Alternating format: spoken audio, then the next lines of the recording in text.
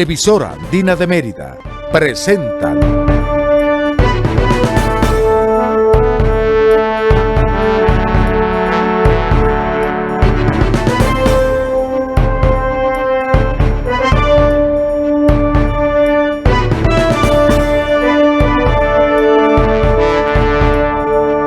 Noticias TAM.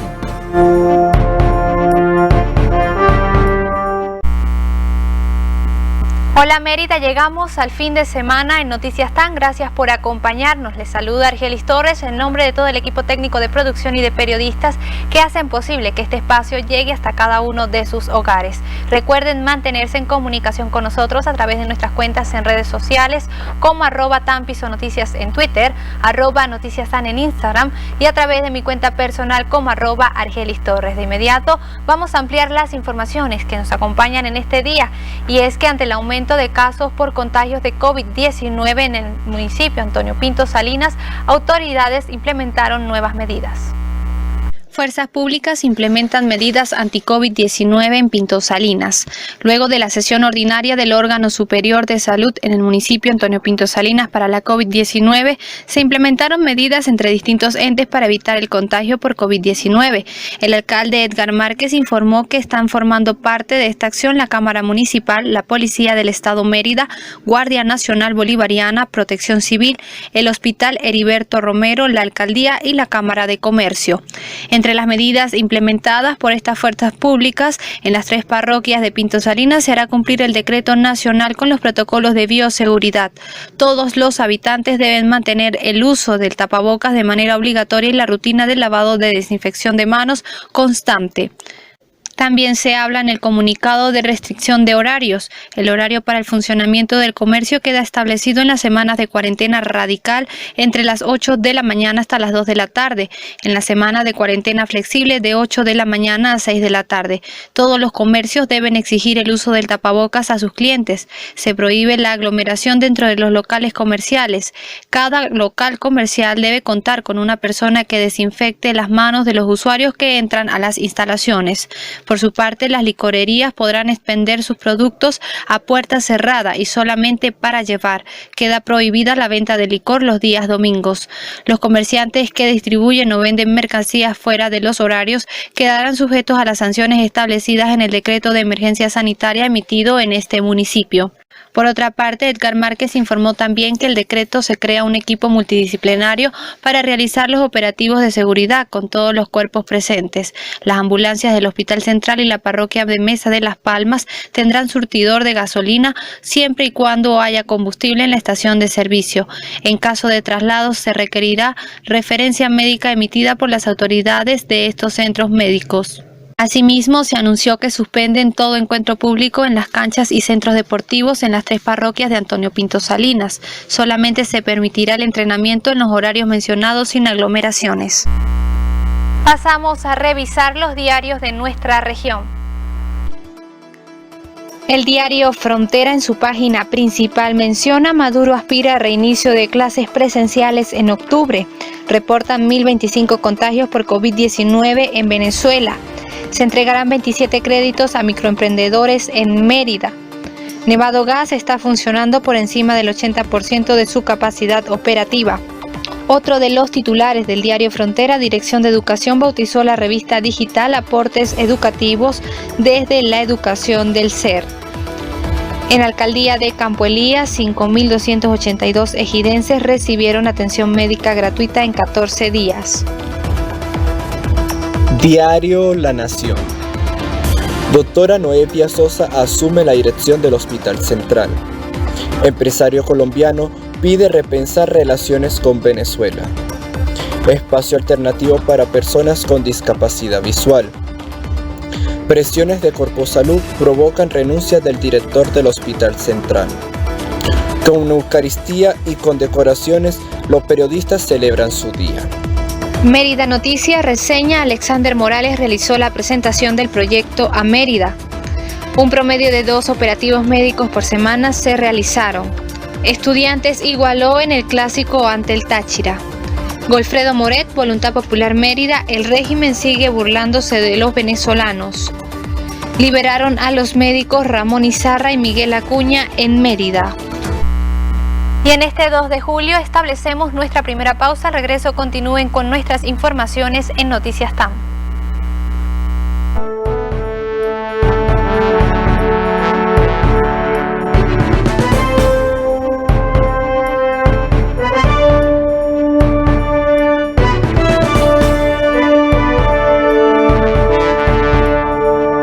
Noticias TAM.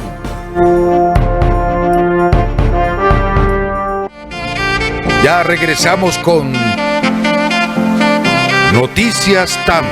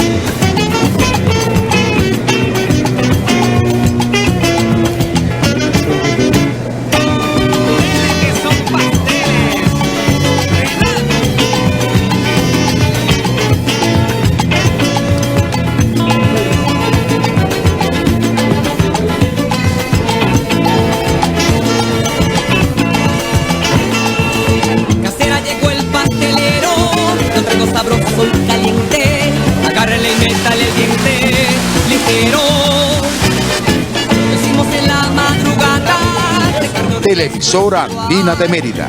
TAM muestra como siempre. Seguimos con Noticias TAM.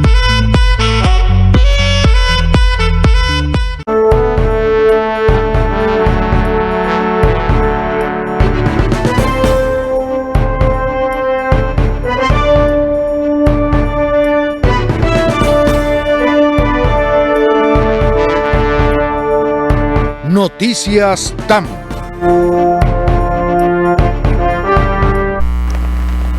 Gracias por seguir acompañándonos en este recorrido informativo de Noticias TAM. Seguimos ampliando nuestras informaciones y es que la directiva del IHULA mostró la situación actual que se vive con la COVID-19 en Mérida.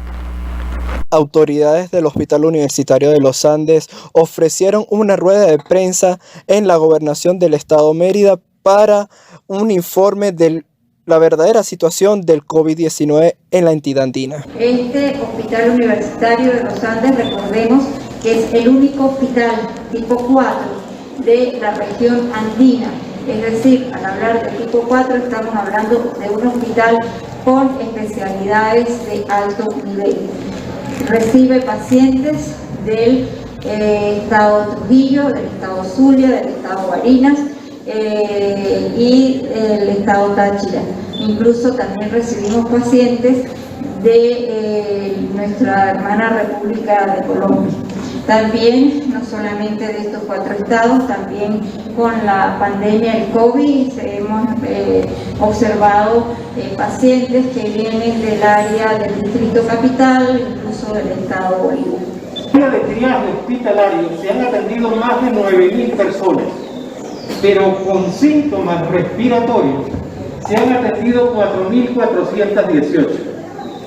De estas, se han tenido que hospitalizar el 39%, es decir, 1.739 casos hospitalizados. Y solo hemos logrado confirmar por pruebas PCR el 12%. Ustedes dirán, pero entonces estos 1.739 no eran COVID, la gran mayoría. No, sí son COVID. Lo que pasa es que tenemos una limitación importante en las pruebas de confirmación, que son las pruebas PCR. Por ejemplo, este mes no ha habido pruebas PCR. Entonces este caso no queda registrado como caso confirmado. Nosotros, hasta hace pocos meses, habíamos llegado al máximo de 50 casos por día manejándose en áreas de hospitalización. El máximo lo habíamos tenido en diciembre, enero, que fue ese periodo de probablemente las fiestas decembrinas que alborotaron la transmisión. Pero ahorita tenemos un repunte. Nunca habíamos tenido 70 pacientes. Como bien dijo la doctora, el hospital universitario es el principal hospital de la región y por lo tanto es un excelente termómetro de la situación de la pandemia. Porque resulta que nosotros hospitalizamos el 5,3% de los casos reportados a nivel del estado Mérida, según las cifras oficiales. Esos 1.700 son el 5% de todos los casos reportados en Mérida. Autoridades del Hospital Universitario de los Andes enfatizaron que hay que seguir con las normas de bioseguridad, el uso correcto del tapabocas, el lavado constante de manos, para así evitar contagiar a los demás. Les reportó para Noticias TAM, Abraham Ramírez, Pasante Única. Revisamos otras informaciones. El presidente del Poder Legislativo Municipal denuncia que transportistas incumplen rutas y aún así cobran el pasaje completo. El expresidente de la Cámara Municipal de Libertador, José Luis Vázquez, denunció que las unidades de transporte público no están cumpliendo sus rutas adecuadamente, acortan caminos y dejan a los usuarios en lugares no establecidos, pero cobran lo mismo. Observamos con mucha preocupación cómo desde la urbanización Carabobo y desde sectores de Chamita y Las Mesitas se suben estas unidades de transporte y dejan a los usuarios en Santa Juana cobrándoles el pasaje completo, como son los 450 bolívares que están cobrando para este sector. Esto me parece muy injusto para una ciudadanía, para una población que está pasando trabajo para poder movilizarse de un sitio a otro. Y si bien es cierto que la gasolina y que el gasoil está siendo subsidiado por el gobierno, también es cierto que pareciera que se está utilizando lo poco que está llegando para beneficio muy personal de algunos dueños de algunas unidades que están dejando a los ciudadanos botados prácticamente a mitad de camino y le están cobrando el pasaje completo. No, yo demando y denuncio públicamente esta situación y que los sectores perjudicados pues se sienten a ver cómo van a resolver el problema, porque al fin y al cabo el que está sufriendo y el que está pasando trabajo es el ciudadano merideño que no puede llegar a sus sectores de trabajo. Hizo un llamado a las autoridades de turno para que atiendan esta situación que afecta a los merideños. Lorenz Parra, Noticias TAM. Nos vamos al municipio Andrés Bello. Santuario Inmaculada Concepción en La Azulita está siendo restaurado por feligreses en coordinación con el párroco Ramón Parra. Avanzan los trabajos en la restauración del santuario de la Parroquia Inmaculada Concepción de La Azulita con el apoyo de feligreses. Así lo manifestó el párroco de esta jurisdicción.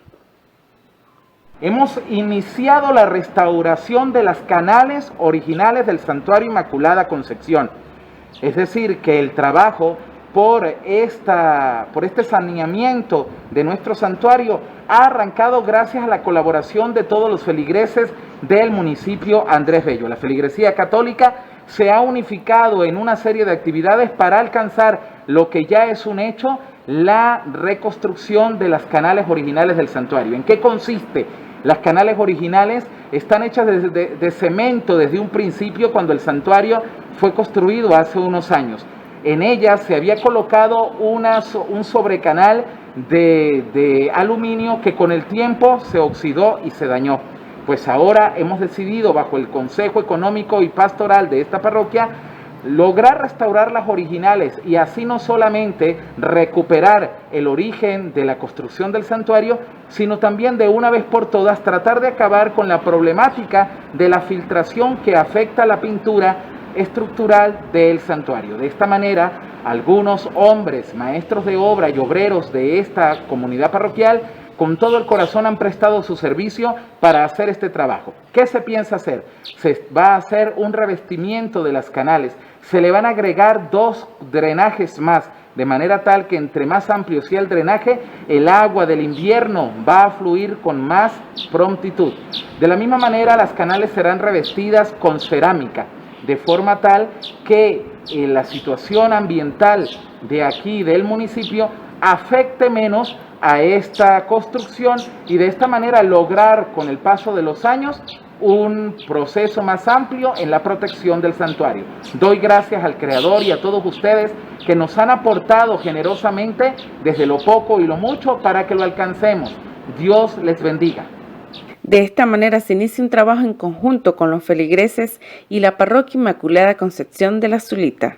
Desde el municipio Andrés Bello para Noticias TAN, Lisbeth Puentes. Es momento de conectarnos con Buenas Nuevas, noticiero de la Arquidiócesis de Mérida.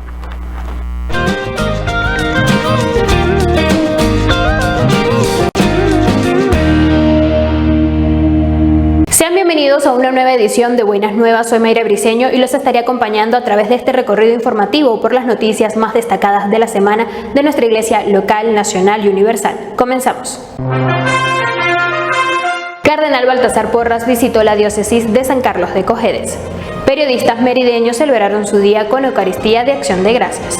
Realizado segundo encuentro virtual conjunto de obispos y sacerdotes. El cardenal Baltasar Porras realizó visita pastoral a la diócesis de San Carlos de Cojedes, donde presidió la Eucaristía con motivo del Día de San Juan Bautista en la iglesia del mismo nombre, ubicada en El Pao. Esta iglesia fue elevada a santuario en honor a José Gregorio Hernández y será donde repose la reliquia de primer grado del beato venezolano. Asimismo, Monseñor Porras acompañó la inauguración de la nueva curia diocesana de San Carlos de Cojedes en compañía de Monseñor Polito Rodríguez, obispo de San Carlos. Periodistas merideños celebraron su día con una misa de acción de gracias en la Catedral Basílica Menor Inmaculada Concepción. Esta celebración estuvo presidida por el padre José Luis Toro, vicario episcopal para la comunicación de la Arquidiócesis de Mérida, y concelebrada por los padres José Gregorio Méndez, párroco de Catedral, y Emerson Mora, vicario parroquial. La Eucaristía fue organizada por la Secretaría del Colegio Nacional de Periodistas, Seccional Mérida. Cardenal Baltasar Porras saludó a los periodistas en su día.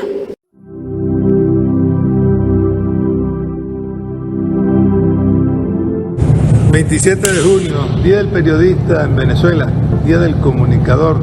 Qué profesión tan bella y hermosa y también qué peligrosa en nuestros tiempos, porque el informar bien de todo lo que pasa a nuestro alrededor puede tocar las llagas de otro tipo de intereses, pero para eso esa libertad que debe existir en una sociedad y las necesarias balanzas que debe tener para que se pueda ejercer algo que va en beneficio de toda la ciudadanía. Esa diversidad de información que pueda recibir lo lleve así a poder hacer por sí mismo pues su verdadero juicio acerca de las cosas. Una bendición y una oración muy especial pues por todos los comunicadores, por todos los periodistas en este día aquí en Venezuela. El Señor y la Virgen bendiga a los periodistas en su día. Monseñor Luis Enrique Rojas, obispo auxiliar de la Arquidiócesis, también felicitó a los periodistas en su día. Sinceras felicitaciones y mil bendiciones para todos ustedes, queridos hermanos periodistas. Continúen siendo predicadores de la verdad y mensajeros de paz. Gracias por haber estado siempre con nosotros en la iglesia y desde allí poder llegar a nuestra gente. Feliz Día del Periodista y que Dios los bendiga. El pasado 29 de junio se conmemoraron 102 años del tránsito al cielo del beato José Gregorio Hernández. El cardenal Baltasar Porras presidió misa en el santuario Nuestra Señora de la Candelaria en Caracas, lugar donde reposan los restos del médico del pueblo. Durante esta celebración fue leído el decreto de erección a santuario en honor a José Gregorio Hernández, frente a la feligresía presente. Reliquia del Dr. José Gregorio Hernández realiza recorrido por las parroquias merideñas. Durante esta semana la reliquia continuó con su visita a la zona pastoral de los pueblos del sur, visitando las parroquias de Mucutuy, donde fue recibida por el padre Gabriel Rivas, párroco de esta comunidad, y feligreses, quienes con alegría acompañaron el paso de la reliquia. Luego la reliquia visitó la población de Aricagua. El padre Albeiro Ramírez fue el encargado de buscar el relicario para su respectiva visita a esta comunidad. Y este 30 de junio la reliquia llegó a la parroquia del Morro, siendo recibida por el padre y los habitantes de esta población. Del 7 al 10 de julio se estará realizando el cursillo de selección del Seminario San Buenaventura de Mérida. Los aspirantes podrán comunicarse a través de las redes sociales del seminario, @Seminario de Mérida, para cualquier inquietud. Desde ya nos unimos en oración por las vocaciones sacerdotales. Cáritas Mérida realizó este 24 de junio un operativo médico nutricional en compañía de primeros auxilios ulandinos en la parroquia San Miguel Febres Cordero en Ejido. Asimismo realizaron un operativo médico en la comunidad del Portachuelo, vía Jají, donde alrededor de 101 niños y 66 adultos fueron beneficiados de este operativo médico. Realizado segundo encuentro virtual conjunto de obispos y sacerdotes, el párroco en tiempos de pandemia. La mañana del miércoles 30 de junio del 2021 tuvo lugar el segundo encuentro virtual conjunto de obispos y sacerdotes, cuyo tema central fue el párroco en tiempos de pandemia, sus desafíos pastorales, abordado con la finalidad de fortalecer la experiencia de la fraternidad sacramental y responder a los diferentes retos que se presentan en la actualidad ante la perspectiva de la pandemia, especialmente en la dimensión del acompañamiento y atención a los más alejados y vulnerables. Con la participación de la directiva de la Conferencia Episcopal Venezolana y 2 sacerdotes por arquidiócesis, diócesis y vicariatos apostólicos junto a sus obispos, la jornada inició a las 8:30 de la mañana con la oración inicial realizada por el padre Gerardo Salas y las palabras de bienvenida de Monseñor José Luis Azuaje, arzobispo de Maracaibo y presidente de la Conferencia Episcopal Venezolana. En sus palabras, Monseñor Azuaje hizo referencia a los sueños del Papa Francisco para la Iglesia Universal, expresados en el numeral 27 de la exhortación apostólica Evangelii Gaudium, sueño con una opción misionera capaz de transformarlo todo, para que las costumbres, los estilos, los horarios, el lenguaje y toda estructura eclesial se convierta en un cauce adecuado para la evangelización del mundo actual, más que para la autopreservación. Al respecto, el perlado añadió que soñar significa inquietarse, discernir lo soñado y buscar coherencia con elementos de la realidad. Por ello manifestó que para lograr la iglesia en salida y la conversión pastoral es necesario continuar soñando y esforzarse en alcanzar esos sueños. Tenemos el desafío no solo de refundar la nación, sino rehacer la vida fundamental, indicó el arzobispo. Si algo debe preocuparnos santamente es que tantos vivan sin la esperanza en Jesús. Añadió que los sacerdotes deben servir aún más al pueblo de Dios, sobre todo en el tiempo de pandemia, y no generar más estructuras, sino alentar otras formas de accionar la misión. Al finalizar el compartir de impresiones por parte de sacerdotes y obispos, Monseñor José Luis Azuaje concluyó invitando a continuar en el caminar juntos, en la sinodalidad respecto a la misión que todos han asumido al responder al llamado vocacional, al sacerdocio. Una sinodalidad con miras a la conversión pastoral y sostenida en la esperanza. Papa Francisco pide por la paz en el Líbano y saludó a Benedicto XVI por sus 70 años de sacerdocio. Tras haber rezado a la Virgen la oración del Ángelus este martes 29 de junio, solemnidad de los santos Pedro y Pablo, el Papa Francisco lanzó otro llamamiento por la paz en Líbano, recordando la jornada especial de oración y reflexión por este país que se celebró en el Vaticano el 1 de julio.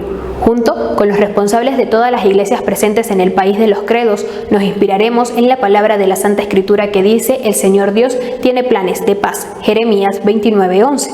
Invito a todos a unirse espiritualmente a nosotros, rezando para que el Líbano se recupere de la grave crisis que atraviesa y muestre de nuevo al mundo su rostro de paz y esperanza.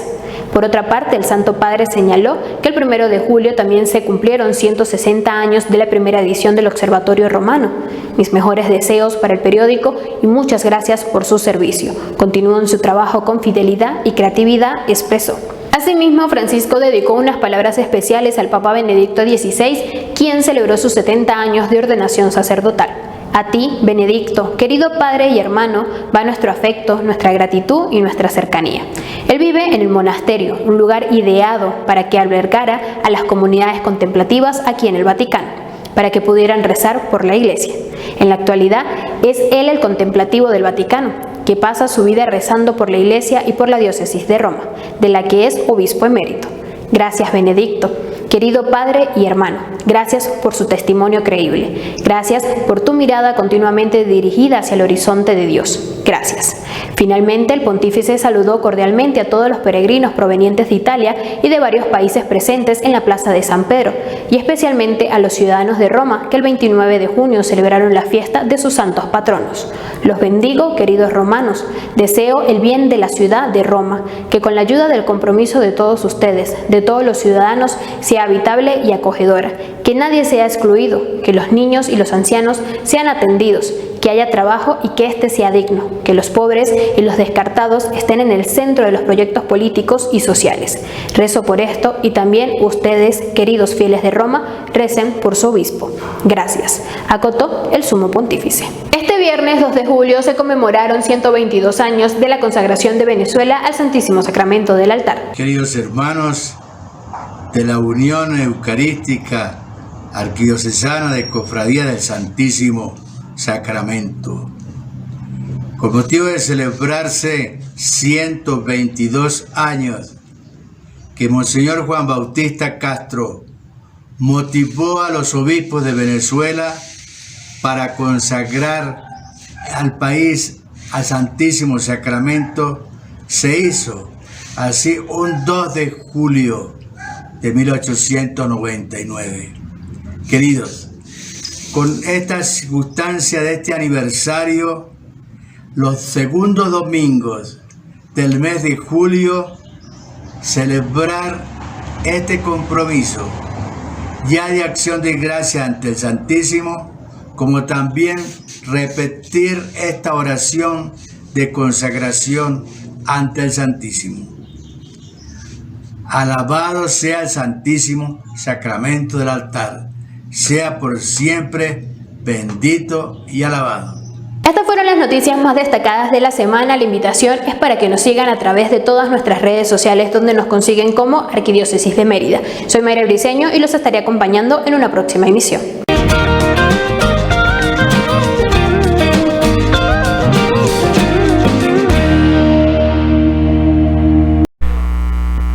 Y hoy se cumplen 122 años de la consagración de Venezuela al Santísimo Sacramento del altar mediante la acción apostólica de Monseñor Juan Bautista. Establecemos nuestra segunda pausa. Al regreso continuamos con nuestras informaciones.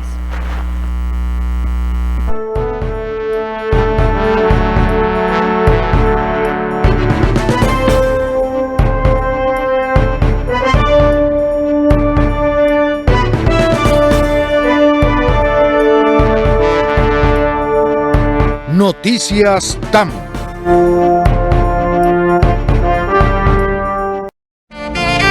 Ya regresamos con Noticias TAM.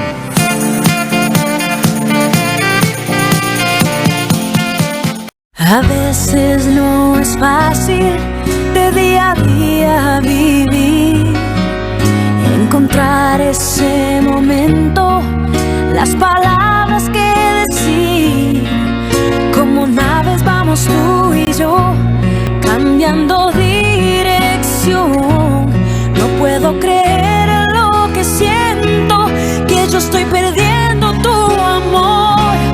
Como el fuego se apagó, la pasión desvaneció.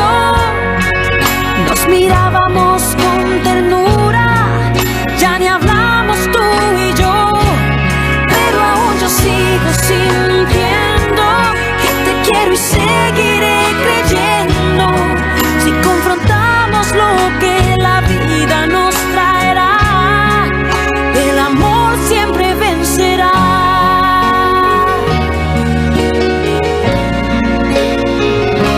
Y como se nos olvidó lo que más importa,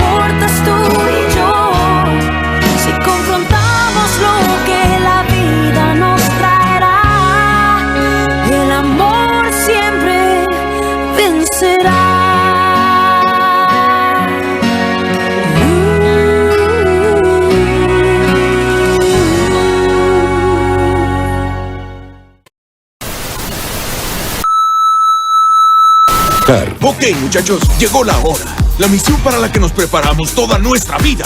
Porque pensamos en ti. Ahora puedes disfrutar de la mejor programación las 24 horas del día. ¡Esto se ve como en HD! En películas. ¿Es todo lo que tienes? Series. Dibujos animados. Pero bueno, ¿qué pasa aquí? Entrevistas. A través de Televisora Andina de Mérida es un gusto acompañarles. Programas de opinión y mucho más.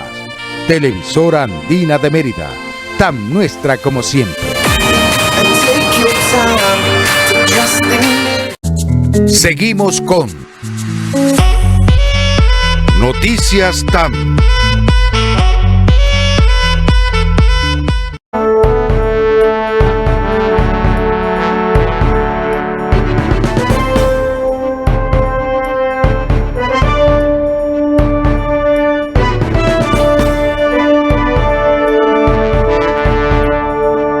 Noticias TAM.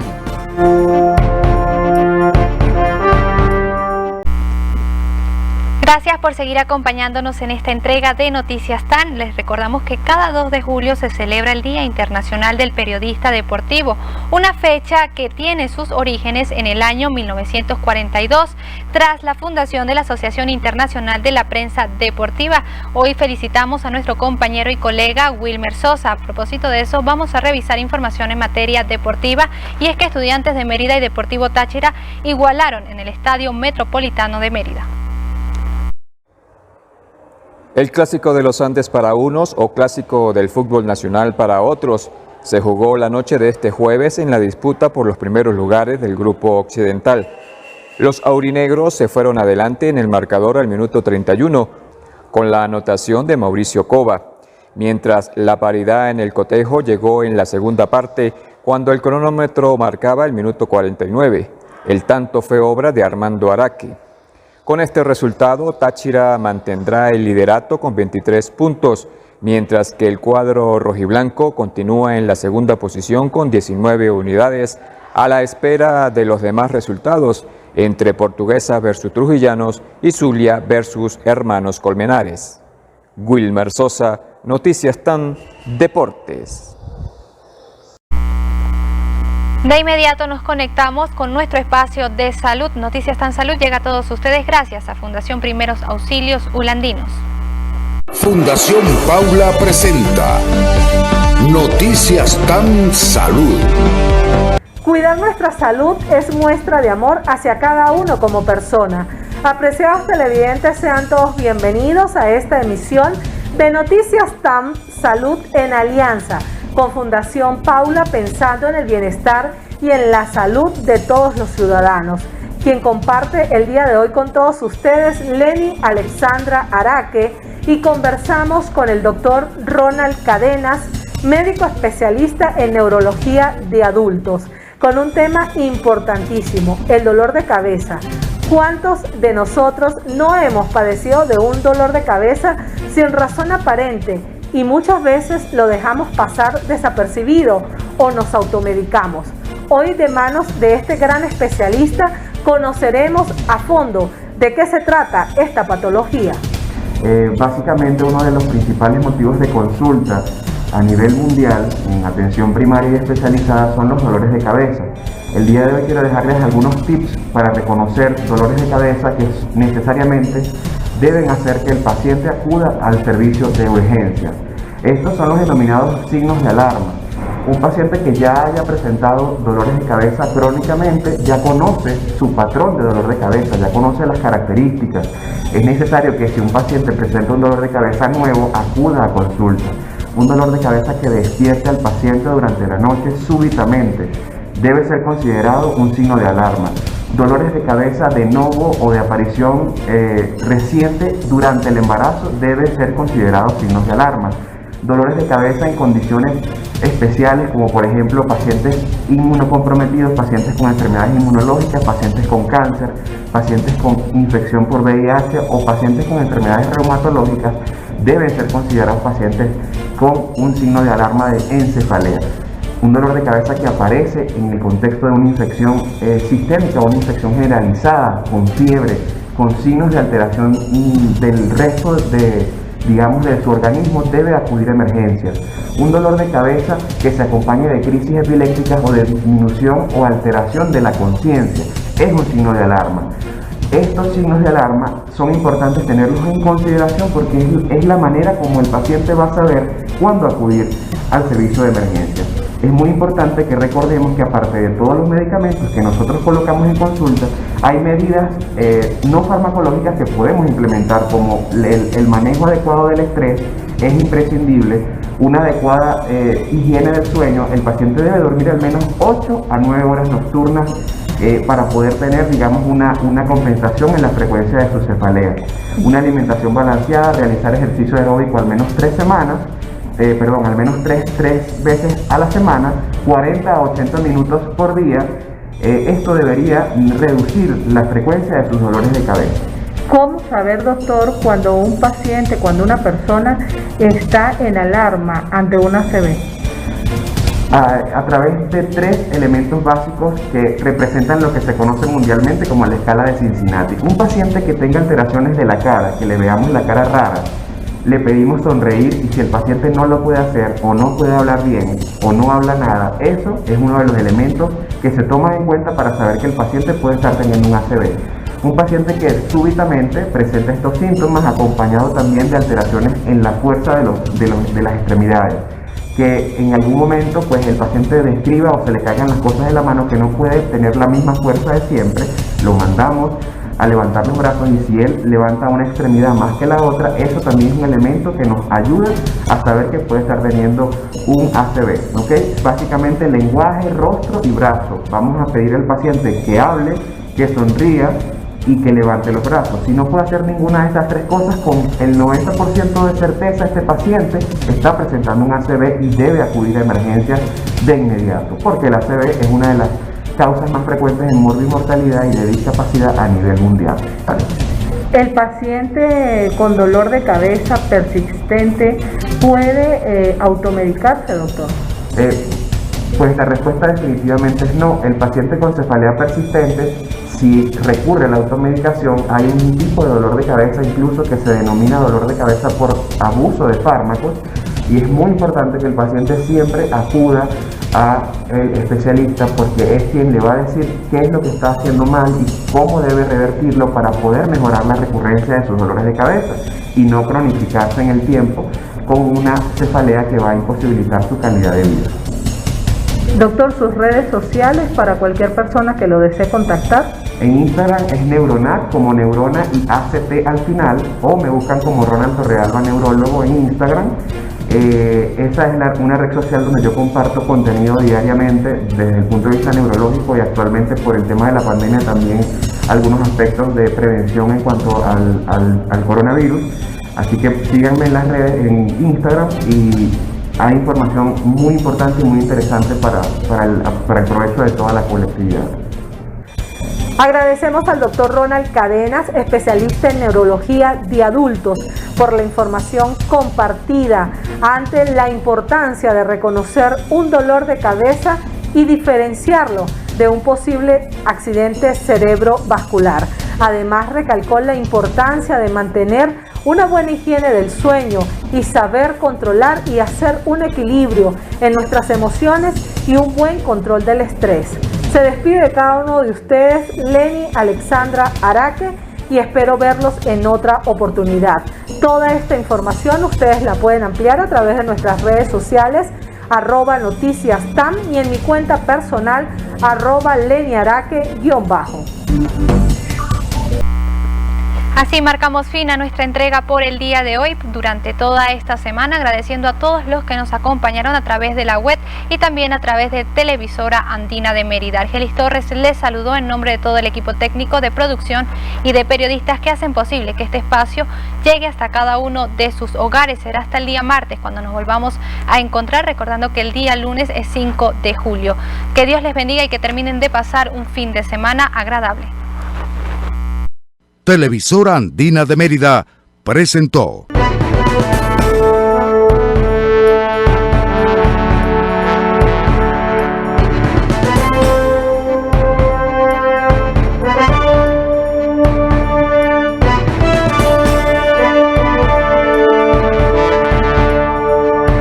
Noticias TAM.